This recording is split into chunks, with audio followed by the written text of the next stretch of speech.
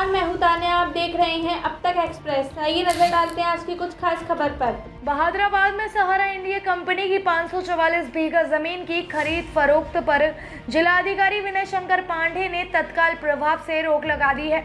आरोप है कि निवेशकों को भुगतान करने की बजाय उन्हें गुमराह करते हुए अरबों रुपए की जमीन की खरीद फरोख्त की जा रही थी। एक शिकायत पर राजस्व अनुभाग के संयुक्त सचिव ने जिलाधिकारी को कार्यवाही के निर्देश दिए थे। जिलाधिकारी विनय शंकर पांडे ने गुरुवार को जमीन की खरीद फरोख्त पर रोक लगाने के आदेश जारी कर दिए, जिससे खरीद फरोख्त से जुड़े प्रॉपर्टी डीलरों में हड़कंप मच गया। हाईवे किनारे सहारा इंडिया परिवार की सैकड़ों बीघा जमीन। बहादुराबाद क्षेत्र में बाईपास पर हाईवे किनारे सहारा इंडिया परिवार की सैकड़ों बीघा जमीन स्थित है। कंपनी की ओर से अपनी कई सहायक कंपनियों में निवेशकों का करोड़ों रुपए लगवाया गया है। पिछले कुछ दिनों से इस जमीन पर प्लांटिंग का कार्य युद्ध स्तर पर चल रहा था। कई निवेशकों ने शासन में इसकी शिकायत की, जिसमें कंपनी पर कई गंभीर आरोप लगते गए।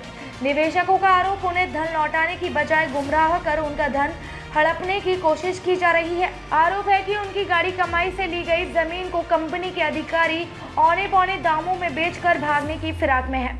निवेशकों ने शासन को भेजे शिकायती पत्र में जमीन से जुड़े हुए दस्तावेज भी पेश किए, जिस पर राजस्व अनुभाग के संयुक्त सचिव कृष्ण सिंह ने जिलाधिकारी को आवश्यक कार्यवाही के लिए निर्देशित किया था। जिलाधिकारी विनय शंकर पांडे की ओर से जमीन की तत्काल प्रभाव से खरीद फरोख्त पर रोक लगाने के आदेश जारी कर दिए हैं। वहीं सेबी को इस बारे में जानकारी भेजी जा रही है। कार्यवाही से कंपनी की जमीन को खरीद कर प्लांटिंग करने की योजना बना रहे प्रॉपर्टी डीलरों में भी हड़कंप मच गया। जिलाधिकारी विनय शंकर पांडे ने कहा कि किसी को भी कानून के उल्लंघन करने की अनुमति नहीं होगी, चाहे कोई कितना भी प्रभावशाली क्यों ना हो। उन्होंने बताया कि लगभग 544 बीघा जमीन की खरीद फरोख्त पर रोक लगा दी गई है। जमीन पर प्लांटिंग और खरीद फरोख्त का काम इतनी तेज रफ्तार से चल रहा था कि डीलरों ने चंद महीनों के भीतर 387 प्लॉट भी बेच डाले, जबकि 4-4 बीघा की कई डील हो चुकी थी। ऐसा बताया जा रहा है कि लगभग 250 बीघा जमीन तो पहले चरण में ही बिक चुकी थी। बाकी जमीन में लगभग आधी की सौदेबाजी चल रही थी। कंपनी अधिकारी और डीलरों की तैयारी थी कि 4 महीने के भीतर पूरी जमीन बेचकर अरबों रुपए समेट लिया जाए। उधर छत्तीसगढ़ में भी सहारा चिटफंड निवेशक अभिकर्ता पदयात्रा कर विधानसभा का घेराव किया। लगभग 28 दिनों से अभिकर्ता रायगढ़ कोसम नारा से रायपुर तक की पदयात्रा कर रहे थे। वे मुख्यमंत्री से मुलाकात कर ज्ञापन देना चाहते थे। निवेशकों का कहना था कि 8 साल से सहारा सैफी विवाद की वजह से अभिकर्ता व निवेशकों को पैसा नहीं मिल रहा है। इससे कई प्रकार की समस्याओं का सामना कर रहे हैं। सभी अभिकर्ता व उनके परिवार का भरण पोषण नहीं हो पा रहा है। निवेशकों के भुगतान में देरी की जा रही है। सेबी के कुछ अधिकारियों की वजह से संस्था में 24,000 करोड़ रुपए फंसे हुए हैं। इसकी वजह से निवेशकों को समय पर भुगतान नहीं हो पा रहा है। दूसरी ओर नया व्यवसाय भी नहीं मिल रहा है। 24,000 करोड़ रुपए वापस दिलवाने की मांग करते हुए अभिकर्ताओं ने अपने निवेशकों के साथ मिलकर सेबी के खिलाफ धरना प्रदर्शन किया। सहारा सेबी में फंसे ब्याज 24,000 करोड़ रुपए वापस दिलाने की मांग की। वहीं पूरे देश में अलग अलग राज्यों में निवेशककर्ता आंदोलन कर रहे हैं। परवेश भारती की रिपोर्ट।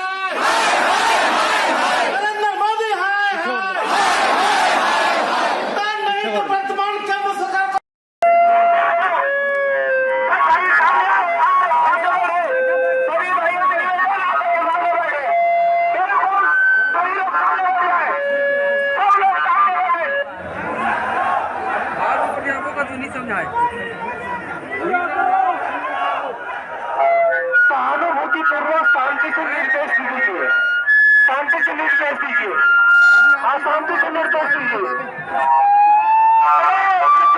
पीछे में कितने पीछे में है, दूर दूर में कहीं कहीं भाई इधर उधर गए हैं, वो कृपया सामने आकर बैठे। मेरे सभी अभिकर्ता भाई से निवेदन है कि जो भी इधर उधर घूम रहे हैं कृपया सामने आकर बैठिए, सामने आ जाए, इधर उधर भटक रहे हैं। आज विधानसभा का घेराव हो रहा है पूरे छत्तीसगढ़ के चिट फंड कंपनी के निवेशकों और जमाकर्ताओं के माध्यम से। इसमें हजारों चिट फंड कंपनी और सहारा का कार्यकर्ता और जमाकर्ता शामिल हुआ है। सरकार को इस पर विशेष रूप से ध्यान देना चाहिए। कितने पब्लिक हलाकान हैं, अपने पैसे के लिए रोड में बैठकर इस गर्मी में पसीना बहा रही है, अपने खून कमाई के पैसे के लिए। ये लोग जांच करने के बाद सही पाया करके लिख करके दिए हैं। इन लोगों को संपत्ति को कुर्क करना चाहिए। और जो लोग नेता और मंत्री हैं, जिनके कारण से हम लोग लूटे पीटे बर्बाद हुए हैं, पूर्व सरकार, भाजपा की सरकार, 15 साल की सरकार, इन लोगों ने लूटने का काम किया छत्तीसगढ़ को। और हमारे प्रदेश के 20 लाख गरीब निवेशकों का खून पसीना का पैसा को योजनाबद्ध तरीके से लूटे हैं, बर्बाद किए हैं। तो इन लोगों को गिरफ्तार किया जाए, इनको गिरफ्तार किया जाए, इनकी चल अचल संपत्ति को कुर्क किया जाए और हमारा पैसे वापस किया जाए। हम छत्तीसगढ़ सरकार से मांग करते हैं, हम जो है केंद्र सरकार से मांग करते हैं, कंपनी के जो ब्रांड एम्बेसडर के रूप में काम किए नेता मंत्री अधिकारी लोग, उनका संपत्ति को कुर्क किया जाए और हमारा पैसा वापस किया जाए। हमारी सबसे बड़ी गलती ये है कि हम लोगों ने वो कलेक्टर के ऊपर विश्वास किया, जो लोगों ने जांच करने के बाद सही पाया करके लिख के दिए हैं। हमारी गलती ये है कि हम लोग जो कलेक्टर के ऊपर विश्वास किए। हमारी गलती ये है कि हम